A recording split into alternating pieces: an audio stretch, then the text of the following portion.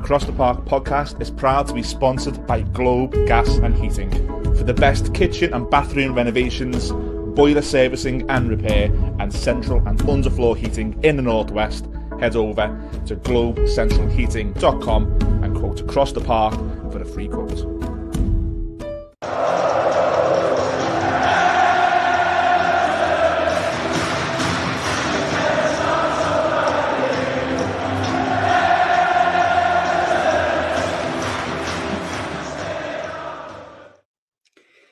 Hello everyone, welcome back to the Across the Park podcast. It's our first episode of 2025, and although it is a new year, unfortunately not a lot has changed for the Blues. Delighted to be joined as always by Colin. Cheers for your time, Colin, and Happy New Year, mate. Not too bad, guys, other than the recent results. Yeah, just had a good Christmas, New Year, and back to it. Back to it in every sense of the word, yeah. So, Colin, listen, I'm gonna start with the we are again, for the benefit of the listeners, the viewers, we are going to touch on Sean Dyche's future in general. Obviously, we are now into the transfer window, and we've got some speculation, some which are more genuine and legitimate than others. But I'm going to start with the most recent results. Obviously, it's another unsuccessful trip to Bournemouth, quickly becoming our bogey team, Bournemouth, to be fair, particularly when we go down their way. But Colin, I'm not sure you were there, but or if you watched it, I think you just watched it like myself. Thoughts? Poor. Really poor. Found it a really, really tough watch. To be honest with you, very frustrating. I think that probably sums it up, guys, if I'm being honest. Yeah, it was difficult for a number of reasons, you know, the obvious things that we've all been saying recently about recent performances, but I just think it was so flat. It was so predictable, so poor to watch on Saturday, and it just looked to me as if like the players just didn't, didn't want to put a performance in, probably the wrong thing to say, but it just looked to me like they were out of ideas, from start to finish, from the way it go. So simple. They got it out wide, played it back and went long, and that was our game plan all game. And to watch that for 90 plus minutes and, not get a shot on target, it was quite worrying for me on Saturday.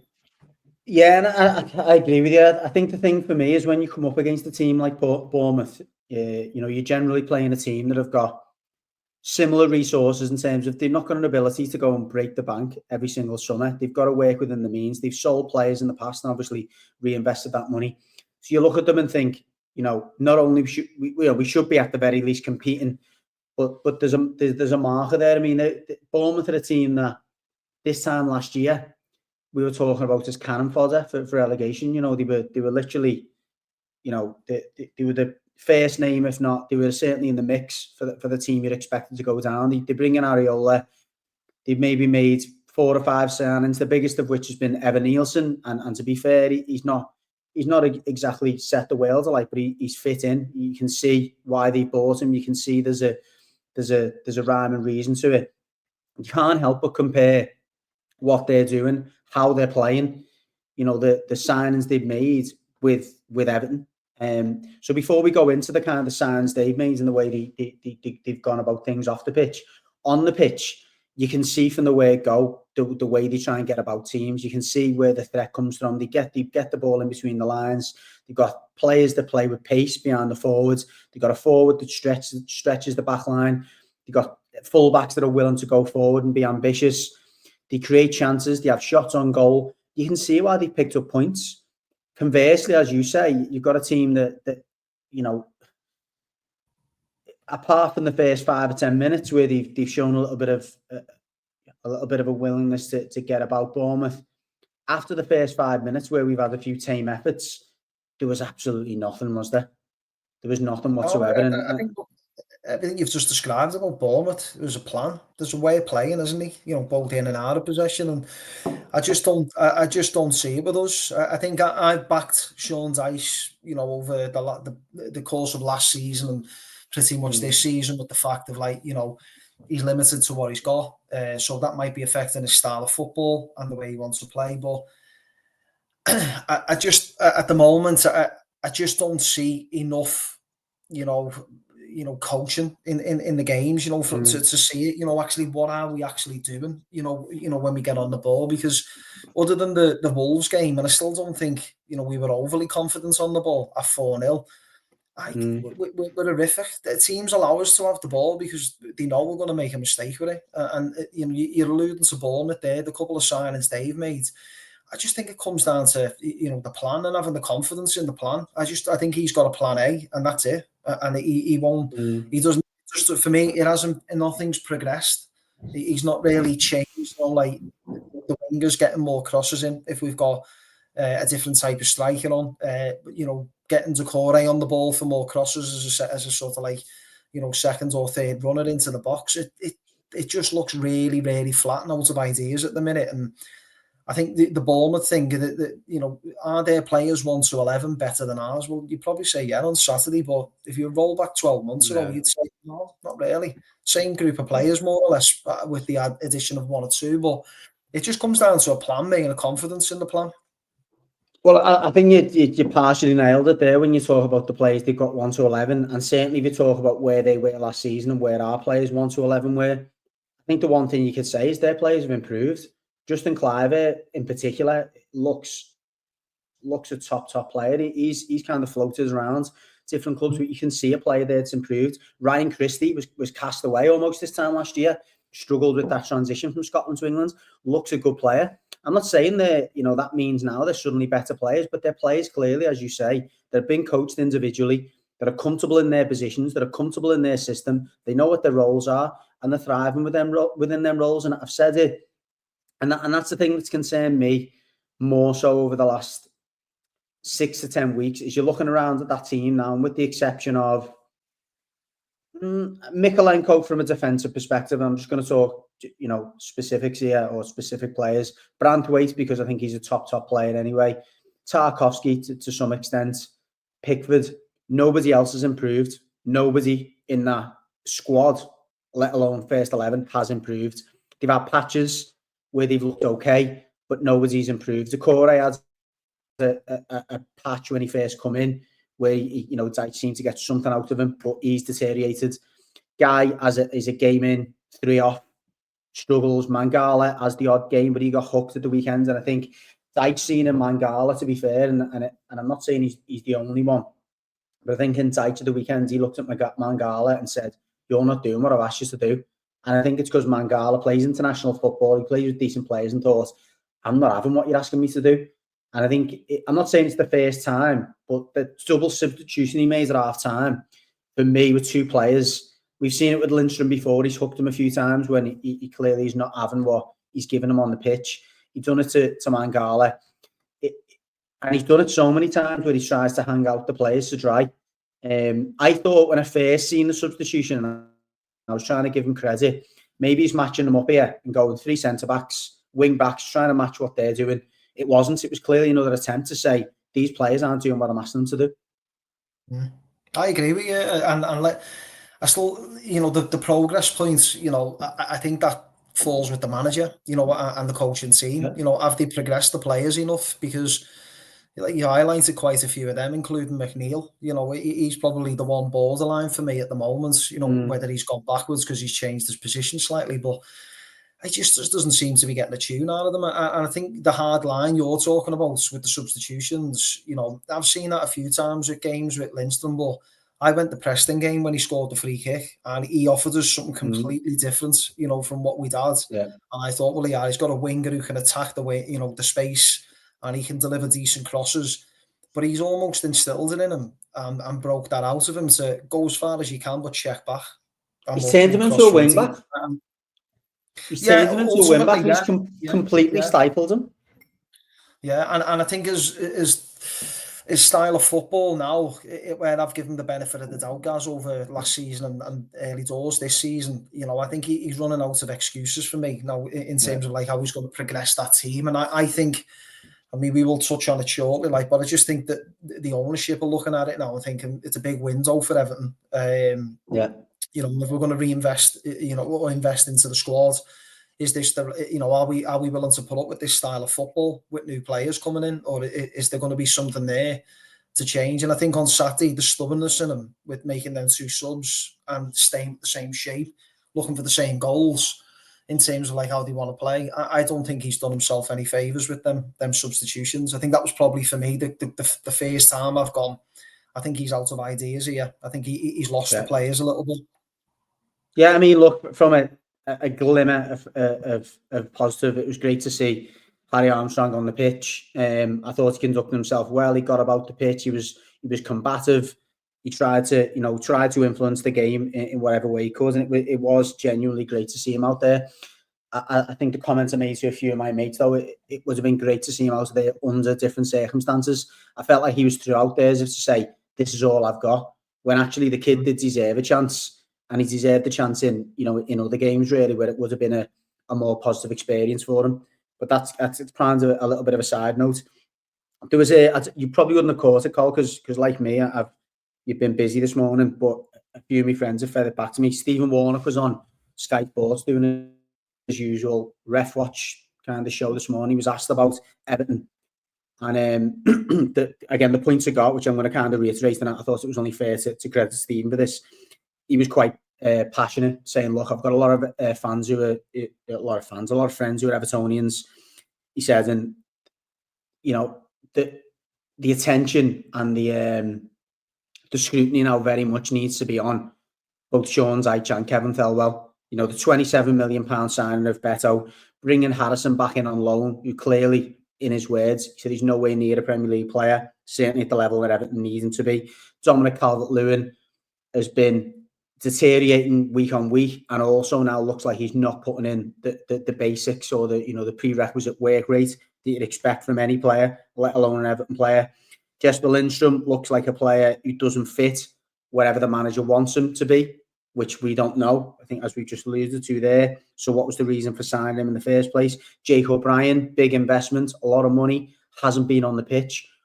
There's clearly somebody or a couple of people are to blame for those signings and the lack of integration of those signings. And as you just said, then, Cole, the ownership is starting to look at that now. In those instances there, it's hard for us to say, really, because we don't know, do we? And there's not been that certainty or clarity from Thelwell or Dyche over who is sanctioning the signings, who's behind them. But the lack of appearance or the manner in which he's dealt with the players tells you who he's behind and who he's not behind. What's your feelings on that whole dynamic? Confused. Yeah, absolutely confused. The Jake O'Brien one is still a bit of a head scratcher. There's got to have been some sort of deal like Chimiti, the same. He's come in. Is it like if they pay, we play, that type of thing? But it just seems, again, it stinks of a lack of a plan, doesn't it? We need a left fullback. Why haven't we addressed that? We brought other players in. It was clear as the light of day that Michalenko was probably at best a squad player. Was colour and challenged for his place. But at the minute, he could run poor performance over poor performance, and our backup's Ashley Young at left back. And again, that probably just highlights another issue for me. Is like, we're dependent on someone who really should be in a more coaching role, with the players to kind of keep basic standards up within the group, like Coleman is. But I just find the ones you explained, the better one as well. If it obviously wasn't working last season, so cash in, move on. At least get someone in who you're going to use, because it seems to me like Dyche is starting to come to light now that, look, you may have signed them players, but I don't trust them players for this style of football that I want to play to get us out. And we haven't seen them, have we? We haven't seen consistent performances or consistent selections. He seems to stick with the basic 8 sort of like players, and then the others Harrison will flit around with wings either side, and the fullbacks, it's them 4 positions really. And I think the one that's disappointed me the most is like the Calvert-Lewin one. I honestly thought he'd be pulling his tripe out to get a move, at some point, but he just seems to have down tools. The lack of commitment in the Forest game, when he I was just like, I didn't see it. I didn't understand why he brought him on. If he's obviously got concerns that he's not staying, then give Beto his go, rotate them round that way. But he quite obviously doesn't fancy him because Bro's just straight in. And I think if Chimiti was available, he could possibly get in before him. So I think it's just a bit of a mess, guys, if I'm being honest with you. And it's only a mess when it's going wrong. And it's highlighting a lot of these things now where they've probably gone under the surface over the last, 8 to 10 games for me, especially, looking at the last 11 games, in fact. But even last season, have they addressed that? What was the plan? Have they addressed the gaps? I don't think they have. I think they probably ended up with players who were on they're probably getting a lot of the wages subsidised elsewhere, or we've got them on the never never type of thing. We'll only pay them so much per year, based on performances and number of performances or number of games and other things that they write into them. But I honestly think we've hit a point now where there's new ownership and we've got more of a solid base to work from as an ownership, where I think they're going to make a change. Yeah, I mean, the rumours, obviously, we've got to say they're only rumours at the moment, but when Sky Sports pick up on it and they broadcast it, it's there's something in it that the owners are looking at it, that they're considering the future of Sean Dyche, and they have done over the weekend. I mean, I said, look, the bookies don't get it wrong very often. I went on Sky Bet yesterday and they closed the market for the next Premier League manager. And that tells you something. That says it all. The bookies normally ahead of the news of anything. So I think there is news, pending very soon. If that happens, and let's say, for instance, that Sky is starting to leak it, let's say it happens today, because Monday's probably a good day to do it. You've got an FA Cup tie coming up. You haven't got a league game now, really, for the best part of 10 days. It's not the worst time to do it, you would say, because even if you had someone in an interim charge, you would expect that person would be able to negotiate, a game against Peterborough.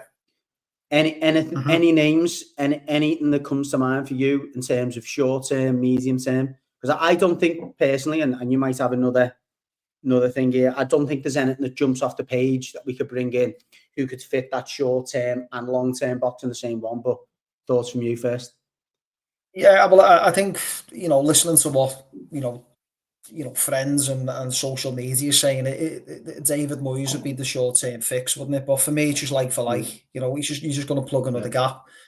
The Graham Potter one would be the one I'd be more interested in. I think he could, with that group and a few more additions, he could put a basis of a group together till the end of the season that I think could probably play a lot better football, but also achieve better results. And the reason I say that is because some of those games that are coming up, including the Peterborough, we've got out of the next 6 games, we've got 4 home games, 2 away games. That's going to play, a pivotal part in the next, where we go from the transfer window, any decision we do make with a manager and where we end up. Because I think at home, we've got to try and change that, like I said, the other season, turn it into a bit of a carnival atmosphere, to a cup final. We've got to get behind, the team. And I think that's a prime opportunity for a new manager to come in, get the crowd behind them with 1 or 2 additions and slightly improve. Because I still think deep down in that group, with 1 or 2 additions, especially fullbacks, they could play football. He could improve the level of football that and probably create more chances with the addition of another attacking player. And we'd be probably having a different conversation. I still think the basis of the group's there, but it's just that next step in it, that next decision. What does that look like? Who does it look like? Because if it's Moyes and someone like Moyes, well, you're going to see exactly what you're seeing now, probably a little bit more tighter, in defence and a bit more set-piecey, trying to score more goals, from that. It won't be expansive footy in any way, shape, but I still think someone like Graham Potter could bring something more stable, to the group. No, I see the logic in that. I think my concerns around Graham Potter would be, I don't think there's enough to suggest in his makeup and his character and his personality that he's someone who comes in and really kind of, I don't know. I don't see that man management in him. I think he's a good operator. I think he's a good manager of, and he's certainly someone who, I know the word gets thrown around a lot, someone who can manage a project and will be consistent in his ways of working. But I'm not sure he would get that short-term kick that we need. I don't know. Maybe I'm writing him off a little bit. I don't see him as personality, his makeup, that he comes in and really shakes the changing room up, and he's enough of a personality to, as you just put it then, get us those 4 wins or 2 out of the 4 wins at home, get the fans behind him. But look, I certainly wouldn't argue it, and I wouldn't be against appointments of Graham Potter. For me, and it's, it's been, I think he's been top of a lot of lists, and he might be slightly out of question from a contract point of view. It'd be Michael Carrick for me. I think the similarities to the job that he came and took at Middlesbrough when they were in the relegation zone, the Championship. He took over Wilder. Wilder kind of has a similar period to what Dyche has had now, where no goals. He's trying to make things solid. There was not a lot going forward. The fans were sick of the football. He won 10 out of his first 12 games with the same group of players, no signings. That, for me, speaks volumes in terms of he's probably got the personality. He's certainly come in with that group by the looks of it to me and went, look, we're going to change things, do things slightly different. Let's make the group happy. Let's make the players in the group that are influencing it happy. And then he's gone on and then developed a longer term project, brought younger players in. They now play an attractive style of football. He's achieved consistent results. He's gone far in a couple of cup competitions. I think for me, if we could get him now and get it done fairly swiftly, and I can't imagine knowing Middlesbrough and how shrewdly they operate these days, that he's on stupid money. I think his contract's till 2027. You're probably talking 3 million, 4 million to get him out of that contract, which is a drop in the ocean when we talk about signings these days, isn't it? We're not going to have to pay Dyche off much because he's obviously up in the summer anyway. That would be my choice. I think he's someone who was shown in the past, as I say, that he can shake things up and get results in the short term, and he can also evolve a squad and evolve a group of players over several windows, because he's lost some big players over that period as well. Yeah, I wouldn't disagree with you. I do think, I will give Sean Dyche credit. He steadied the ship to an extent, but it just, I do think it needs something to refresh it. Now, I think the messages are not getting through. I think you make some good points about Carrick, about what he's done to rejuvenate an existing squad to consistently managing players moving on at that level. I just think that the honey glazed eyes of Potter and and the type of coach he is, Premier League manager, stuff like that, is probably the one that jumped out for me. I just don't know with this new ownership though, because they may already have someone in mind, who they've had previously. I mean, I wouldn't say Mourinho by any stretch of the imagination. I don't think it's his type of job, but I do understand. We are a club who leans on motivation, isn't it, to get us going? And that dogs of war type of attitude towards it. But I think at some point we've got to break away from that, because that's not the Premier League, and that we probably play the worst football in the Premier League and the top half of the Championship, in my opinion. If you watch us, and he could someone like a Carrick who's got Premier League experience come in and do a really good job. I just think it's a pivotal time for us now, as you highlighted, with the window open. The next couple of next 6 games, including the cup game. I think it's going to be a really, really pivotal time for us, guys. Yeah, no, I completely agree, and you're right. Look, I think that's me talking about the job and the candidates from my lens, and I guess from an Evertonian's perspective, but also knowing what I think. Well, what I think we need. I think the other fly in the ointment here is Kevin Thelwell. What role does or doesn't he play in this? Because I don't think at this stage you could bring in a manager like a Carrick, like a Graham Potter, and leave him under a director of football like Kevin Thelwell unless they believe that he's the man for the job. And as we've just spoke about before, and we'll touch on it again now because we're going into the transfer window, although he has picked up some decent signings, or the likes of Iliman Ndiaye, I think, was an outstanding sign. I think under the right stewardship and the right coaching, I think we'll get better and better. I think James Garner, you could maybe argue, has been a decent signing and could get better. But then you've got signings like, Patterson, you're not sure of. What's he going to do? Mikalenko, what type of signing was that? The players we've gone through before. The Chimitis, how good is he? We don't know. There's a lot of, there's clearly been more of a a priority of being more shrewd, not signing players on long-term deals unless they're under 21, 20. And there's definitely been more of a sensible approach to that. But we also haven't seen a lot of impact on the pitch, have we, from his signings? No, I think that's a lot to do with the manager as well, though. I think the Yeah. profile of players that they've looked for, I think his way of managing that has been, well, they're not my first choice, so I'll see how they react on the training pitch and in games. If I'm not comfortable with them, I won't play them. And I think that's the hardline approach he's took with it, Dyche. And, I think Ndiaye was the same at the start of the season. Come off sub a lot, and he's had to up his work rate. But I think that's took a lot away from his game as well. We don't get the ball out and we don't play off and we don't have runners going in around him. So I think that's took a lot out of his game.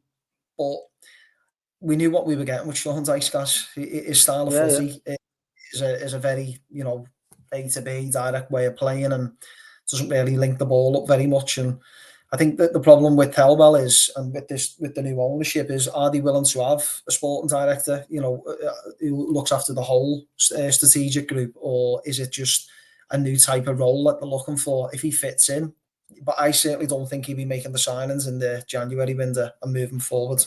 I can't see it. His contract's up summer as well, and I think there'll probably be more to come for that one as well with him. That's what I mean. I think that's why you haven't pulled the trigger first thing this morning. I think when you start to dig into it and go, well, if we do this, we've got to do that. Because again, if you do bring in a new coach, or listen, the right word is attract a new coach, by the way. We're not the most attractive proposition, apart from the stadium and the size of the club. There's a lot of, there's a lot of thorns in this, isn't there? If you're an ambitious coach, you're a coach like Potter, who's carefully considering his next move, because he's had a move to Chelsea and he's been sacked very quickly. If he has 2 jobs consecutively where he gets sacked very quickly, he's suddenly on the blacklist. Michael Carrick's done it, and he's been clever about it. He's been touted with various jobs. He's not taking them. He signed a new contract with Middlesbrough in the summer. We're going to have to attract a coach rather than, I guess, the coaches coming to us. Don't be wrong. I think there'll be a host of managers who will apply for the job, but I'm not sure they're going to be necessarily the right fit. So going back to that, I think they've probably got some advisors in over the weekend. They've said, look, who's available? How quickly can we do it? And they probably realised this is not as straightforward as maybe it has been at Roma, where we've got a long-term technical director or a director of football who lets us know, look, the coach is not up to it. Let's swap them for that coach. I'll work with them instead. It's not that easy, is it? It's not, but I do feel that before they bought this club, that bought us, they had a lot of this in mind. Just based on what you were saying there about Roma, they make their appointments very swiftly. If you look at a lot of them, they made a lot of it. I think it's already pre-planned. I think Dyche, and this might have something to do with the results he's had of recent, is he's aware that there's people knocking on the door to come through. I honestly think it'll be a big mistake to make big changes now at the minute, and they're better done at the summer. So I think even if the Thelwell thing for stability was to keep him in place with a new manager till the summer, then remove him and put the new structure in place would probably be more suited to my liking. But again, because we don't know ownership, guys, we don't know. No, I think the big risk with that, and I'm not saying I disagree with it, the big risk with that is you're going to have to make some investments in January. There's genuine threat here. You can't, we're a point outside the relegation zone, and we're ahead of 2 teams that have got momentum in Ipswich and Wolves. One of them's made a recent change that's in Wolves that's made a big difference. The other one has got a forward-thinking manager, coach who's got the players behind him, and again, I've got momentum. I've made signings in the summer who are starting to take shape and starting to have a positive impact. You look at our squad and you look at our resources. Beto's on his way out. Now a new coach could come in and go, listen, not because he used him. I could have got something out of him. But Kevin Thelwell, Sean Dyche, right decision probably, but they're moving him on. You've got Brozier and Harrison who are taking up our domestic loan capacity at the moment. Someone else might go, well, get them out the door, send them back. I don't know what the options are, but for me, I don't know why Jack Harrison hasn't already gone back to Leeds if we got the option to do that. There must be, as you suggested, a really generous the deal where we're only paying a certain percentage of those wages, but we can't send them back in year. Armando Broja, under the right coach, right manager, might fit in. But again, we are hamstrung somewhat by the decisions and the direction that the Kevin Thelwell's given us. If they turn around and say to Kevin Thelwell, you're not making signings, and we allow a manager to make a few signings, where does that then leave us again? Are we falling back into that trap of what we've done with Sam Allardyce a few seasons ago, where he signs Walcott, he signs Tosin on fairly long-term deals, on big wages? We're slipping into that PSR trap again, aren't we? Yeah, I agree with you, but I think that highlights the mess that we were in. We're trying to manage our way out of it at the moment. My reluctance is that past events have taught us that to jump as quick as we have done in the past hasn't worked. We're still in the same position. I still believe, if I'm being honest with you, a new manager with fresh ideas will get a different tune out of those players. Ipswich, to some extent, especially Wolves anyway, most recently, he hasn't been able to buy players. In fact, he's lost players, due to suspension and stuff like that. But they're playing a different brand of football. It's got more of a plan to it. I just think that at the minute, if Dyche has got any chance of saving his job, he's going to have to adapt his philosophy and how he wants to play. Because at the minute, it's only going to go one way, and I think he's going to be gone by the weekend. Yeah, I agree. I don't think there's any in my mind anyway. There's no doubt that he goes this week. I think as you just said, and I think we've alluded to anyway, that the Freaking Group don't mess about, and they've shown they don't mess about. But I think specifically, and the reason why they've maybe taken the weekend, they do seem to like, and it makes sense, the idea of someone's out, someone else is straight immediately. And again, it's not, we don't live in a city, and we're not in a world where these things stay quiet for very long. We haven't seen anyone in the Titanic yet. We haven't seen anyone, pulling into Finch Farm in the Range Rover and the blacked out windows, and that normally happens quite quickly. So I think it's one of them, watch this space. I don't think at this stage, being 2:00 on Monday, I don't think the sacking is going to happen now, but I'd be surprised, as you just said then, that he did last week. Yeah, I mean, on the pitch, there's not. I mean, I guess we'll kind of finish a little bit on the transfer window. It does look 99% as though Beto will be leaving the club. It's rumoured that it'll be around 15 million. We've seen in the airport, jetting off to Italy yesterday by a few Everton fans again. Not a lot get past our fans or anyone in the city. Thoughts on that? I personally, if I'm being honest, guys, from the first game when he come in against Doncaster, I seen something different to what we had. It was interesting to see how that had panned out, but he quite clearly wasn't Sean Dyche's type of player, and I think he's paid the price for that. And I still feel, as normally happens with us, we'll let players go and they'll go on to do good things, and that's what's happened, typical of our recruitment policy and strategy for the last few years.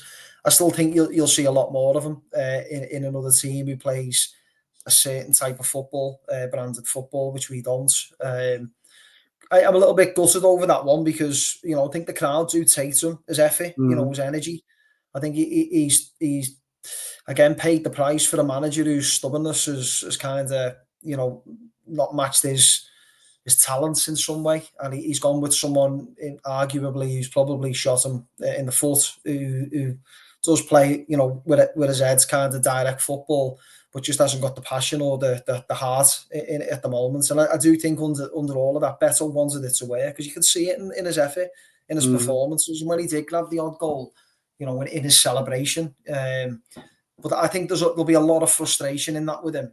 I'll be a bit gutted to see him go. Not like Neil Maupay, who's glad. That type of goodbye. It hasn't worked for that striker, but I think that could be a bit of a problem for anyone coming in.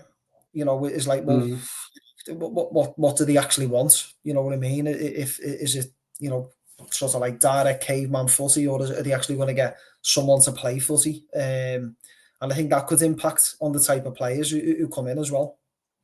Yeah, no, I agree. And you know what? I'm with you. I actually think we're in the minority somewhat in terms of having a bit of a soft spot for Beto. I think he's been hung out to dry. I completely agree with you in terms of the style of football that we play. If you look back to the goals he scored at Udinese and the team he was playing with and the players he was playing with, like Pereira and Delafeo, we always had players in and around him who were sliding him in, who was laying the ball off to, getting balls in. You're very rarely seeing 60-yard balls laying, is up to him and he's chesting it down. That's just not his game. And he was brought in under the pretense, I think, that he was going to be playing with wingers who were getting balls in, fullbacks who were overlapping, that type of thing. That's his game. You can see that. And you've seen it when he has scored goals, when he's come on, that he's got that in him. Don't get me wrong, and I think this is the case with any striker. He's missed big chances. And I think if you score the goals like the one at Southampton, like the one, I think back to a few, certainly away games last season, where he gets them goals, I think he gets that confidence. He demands that place in the team. And he probably demands a bit more respect out of Dyche in terms of finding players to play with him. I think by not scoring the goals in crucial moments that he hasn't, he created a rod for his own back, and he's gave Dyche enough leash or enough leeway to go, look, he's not scoring goals. He's played X amount of games, blah, blah, blah. It's not going to work. But no, I'm with you, Colin. I think, we have seen it with a few players over the last 5 or 6 years. Asamoah Lookman, Moise Kean, who needed time, who needs a different system, who shouldn't have been brought in the first place, let's be honest. No. You've got to say they're poor signings because they weren't right for the club. Now, I think the one with Lookman is I think he was right for the club under the manager when we had Marco Silva. I think he would have thrived there. The minute Silva left and we brought in coaches like Allardyce, etc., he was never going to survive. The same with Moise Kean as well. But I think it's definitely a shame for different reasons. Yeah, and I mean, the list is endless. The amount of signings we've made, guys, over the last couple of seasons. I just think the last point on with Beto is, I think I agree with you. He's been hung out to dry. And more to the point of, those chances he has missed. He's probably missed just as many, if not. Well, obviously he's not pitched as much as Calvert-Lewin in terms of games and big chances. Yeah. He's had his fair share, but for some reason, for me, he didn't get the run of games, the consistent run of games to kind of build that sharpness up. And I think that'll obviously be a factor of other players coming in now, fitting in, and I think this is why it's right now to make the change for me, to give other players coming in the confidence to say, like, well, we're going to get that little bit of an uplift, but we're also going to get a bit of support with new fresh faces coming through the door. But ultimately, I think whoever they make the change with, it's coming in, and this is why I wouldn't want a Moyes coming in. It's like, this is the plan. This is how we're going to play. This is how we're going to recruit. This is our style of football, and this is what we're going to go with. And whether that's a Carrick or a Potter, I think that would get everyone back on board to say, right, well, there's a plan. We can actually see it. We know what wingers are trying to do. Because at the minute, I haven't got a clue. I honestly haven't got a clue. Once we get past the halfway line, I generally don't think they know what to do. That's what I mean. I think I'm hoping I'm hoping they've got an advisor in the background. I mean, they're a huge sports group. They must have an advisor, if not several advisors, who's saying, look, we've got this director of football in mind, or sporting director. They're probably not going to be in place until the summer. However, this is the words we're getting from. This is what we need to be aiming for. Because again, if you're not getting rid of Thelwell at this time, for a number of reasons, it might not be possible. It's whatever. It's not logical. You can't attract or bring in a Carrick without going, okay, well, this is the plan for the summer. This is what we've got coming in. This is the way, you fit the molds of what we want. Because I think if you are a Carrick, saying Carrick here, or you're Graham Potter, you're asking those questions to the owners, going, oh, who are you going to be working with? How do I know that you're not going to change your minds in 6 months like the owners of Chelsea did? Or Michael Carrick, why? How do I know how do I know I'm going to be given the time I was given, or I have been given at Middlesbrough, and the patience? So I think those questions need to be met with some conviction. And that's my concern, as I say, to bring in any decent candidate, whether it's your preference, whether it's mine, whether it's someone else's. They're all going to be names that are somewhat sought after, or who've got a half-decent reputation. And I think those names come with expectation. That expectation comes with a need for conviction. And I think there's a lack of that around at the moment. So I think we started the piece, you saying it's a bit confusing, don't really know. And I agree. And I think, and this is probably where I'd like to end it, and you can come in as well, is it's the first major test of this new ownership. Yeah, but I still, of the consistency in my thinking around. I think they already knew this change was happening before they bought the club. I think that was part of the strategy. I still think that, Do you not? Sorry, do you not agree though? Because I think that maybe I'll do. Do you not agree that they were hoping / expecting that they wouldn't have to make that change till the summer? I think that was part of the plan. I think they actually thought after the work that he did last year, minus the points deduction, we were kind of mid-table. He could have got us to that level, and he still may do, guys, with the addition of a couple of new faces. But is he the long term? Absolutely not. Even we know that as fans, we don't know what the plans are in the background. But what we can honestly say is that, if they're thinking about us paying to go and watch that team week in, week out next season in that new ground, home and away, they've got another thing coming. Absolutely, no one's going to go and watch that brand of football. That is the hugely topical factor right now. Is not only are we in the transfer window, we're also in the window where everyone's coughing up for the money for next season. Yeah. So it's obviously, don't get me wrong, I'm not for a minute going to hesitate to pay for my season to put my name down, put my deposit down. I'm not, because I'm expecting, as you are, that we're going to have a new manager in the summer. But they don't know that. They can't say that with any certainty or conviction. And I think that will be a big concern for them, is going, look, we're new owners, moving to new stadium. We've set out our prices for the season tickets, which, to be fair, are reasonable. We're expecting the fans to cough up. We want to sell out as quickly as possible, so we've got enough commercial viability for the next few years. How do we make a statement that kind of cements that? And I think that, again, is a big test of their minerals, really. Yeah, I couldn't agree with you more. I just think, I honestly feel the last two games have probably worked more in favour with the ownership to make this decision. Probably not as early as they wanted to, but obviously the style, the way it's happened, the last couple of games, it went under the radar a little bit with the draws against Arsenal, Chelsea and City, because, they for us were good points. But I think the other games that, the Brentfords, the West Hams, the Fulhams and stuff, the ones that we've had at home as well, I think they've highlighted the fact that, unless we're playing decent sides, we just got to sit in and defend. We've got no other way of playing. And to attract, a bigger fan base to a bigger stadium, they're not gonna put up with that week in, week out. And I think that'll factor in, with the new manager, the type of manager they want to bring in, but also to reassure the fans at this point that, look, we're not looking for a stopgap here. We want to bring in a permanent, manager who's going to take us to that next level, and we're going to invest in that, within reason, the best possible way we can. Yeah, no, very, very, very good points, Colin. Again, for anyone watching on YouTube especially, please leave your comments. Who do you fancy? Who do you think's available? What are your thoughts on some of the points we've made around Kevin Thelwell, around the signings, around the exit of Beto in particular? I'm sure that's going to be one that'll divide people. I've heard donkey thrown around a few times, and I think at times I get that. But look, it's a game of opinions. And more importantly, I think the last question for you, Colin, would be, and this is, I guess, for the rest of our viewers and listeners, two scenarios. Scenario one, Dyche leaves in the next week. No signings are made for January, but we get a new manager in. Scenario two, Dyche still were allowed to sign a couple of players who improve the squad, and they both leave in the summer. Which one would you take?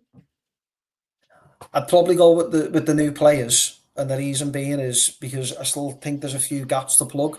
And if the group, the Friedrich group, are making them signings, then for me that'll be something that they're putting in place for the new manager in the summer. I still feel that with Dyche, he could still grind enough results out, till the end of the season to keep us up. The gamble with a new one, obviously that is what it is. But if them two stayed and we were given the right players in the right positions, especially the fullbacks, maybe the two wingers, that for me is offers something completely different in how we would present it as a conversation. But I just don't see that scenario too happening. Fair enough. And again, if you are watching, whether it's on Instagram on a short or whether it's on YouTube, please give us your vote, option A or option B. Thanks a lot, Col, for your time as always. We're obviously moving into an FA Cup week. We haven't previewed the Peterborough game, I'm not sure it's relevant. We'll maybe try and catch up and cover that another time. But I thought, given the rumours going round, and particularly the performance of the weekend, I think it was all about the immediate future of Sean Dyche and the club itself. Thanks again for your time, Col, as always, and up the toffees. Toffees.